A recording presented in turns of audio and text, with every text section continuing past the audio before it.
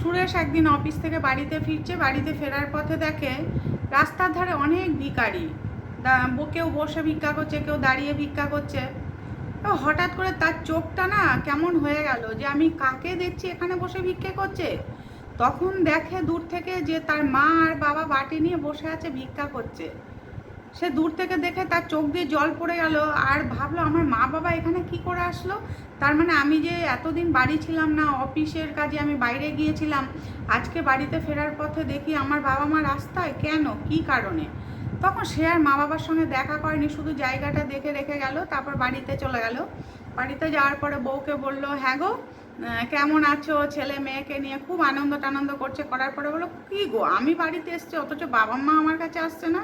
মা তো আমি দূর থেকে আমার গেটের আওয়াজ পেলেই বুঝতে পারে যে আমি এসে গেছি। সেই ছোট্টবেলার থেকে আমার মা আমার গেটের আওয়াজ শুনে বুঝতে পারে আজকে আমি এতদিন পর বাড়িতে আসলাম। আমার মা তো বেরোলো না, বাবা না হয় বুঝতে পারে না, মা তো ঠিক বুঝতে পারে। বাবা মা কোথায় গো, বাবা মা কি কোথাও ঘুরতে গেছে? বলে আর বলো না, আমাদের না বলে দুদিন ধরে বাবা মা কোথায় চলে গেছে আর খুঁজে পাচ্ছি না। আমি তো থানা পুলিশও করেছি, কিন্তু মা বাবাকে আর খুঁজে পাচ্ছি না। কি করব, তুমি বাইরে আছো বলে তোমাকেও আমি কিছু বলিনি, আর কি করব বলো তো, চলো তাহলে থানায় গিয়ে একবার খবর নিয়ে আসি।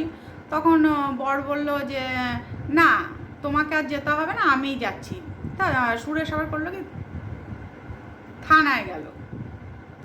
থানায় গিয়ে খবর নিল যে কোনো কেউ আসেনি এরকম বাবা মার নামে কোনো এফআইআর করতে বা কেস করতে, যে বাবা মা নেই, বাবা মাকে পাওয়া যাচ্ছে না, এরকম কোনো এফআইআর কেউ করতে আসেনি। তখন শেষ করলো কি, চলে গেল, গিয়ে বাবা মাকে ওখান থেকে নিয়ে বাবা মার কাছে সব খবর শুনলো যে বাবা মা কিভাবে ওখানে গিয়ে পৌঁছালো।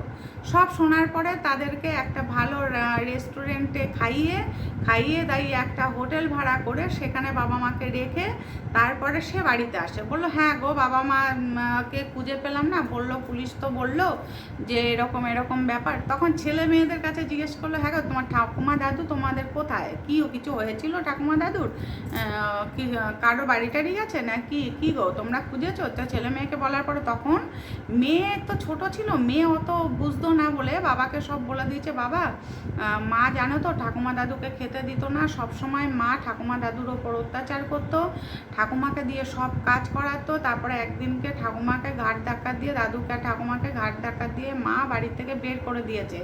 দাদা সেই সময় বাড়ি ছিল না, স্কুলে ছিল, কিন্তু আমি বাড়িতে ছিলাম, আমি সব দেখেছি। মাকে বলেও ছিলাম তুমি কেন এরকম করছো ঠাকুমা দাদুর সঙ্গে। আমার ঠাকুমা দাদুকে আমি আটকানোরও চেষ্টা করছি, কিন্তু মা বাড়ির থেকে গেটের থেকে বের করে দিয়েছে আমার ঠাকুমা দাদুকে।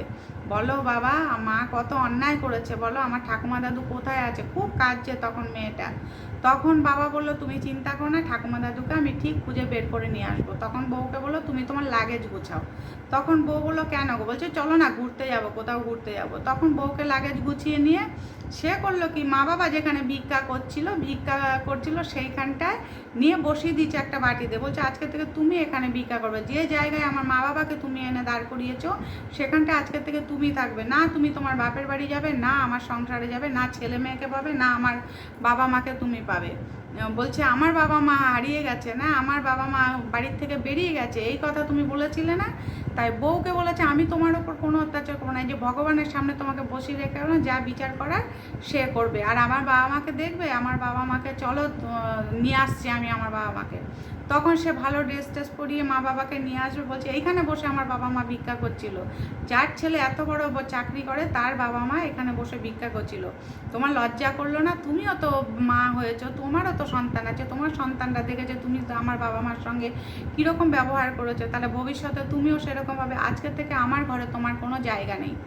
তখন বউ খুব চিৎকার করে কাঁদবে, পা ধরে, স্বামীর পা ধরে, শ্বশুর শাশুড়ি পা ধরে, যে আমার অনেক ভুল হয়ে গেছে, আমি আর কখনো এরকম করবো না বাবা মা আপনাদের সঙ্গে, আপনারা তো বাবা মা, আপনারা তো বোঝেন আমি অতিরিক্ত লোভের চোটে এরকম করেছি যাতে আপনাদেরকে দিয়ে সব কাজ করাতে পারি, কিন্তু আপনি যখন কাজ করতে পারেন না, ওই জন্য আমি অহংকারে এবং অতিরিক্ত লোভে, যে আমার স্বামী এত বড় চাকরি করে তারপরে আমি নিজের শান্তিতে স্বাধীনভাবে থাকবো, সেখানে আপনারা কেন থাকবে, এই ভেবে আপনাদের সঙ্গে আমি এত খারাপ ব্যবহার করছি, আপনারা আমাকে ক্ষমা করে দিন, তাহলে আপনার ছেলেও ক্ষমা করে দেবে।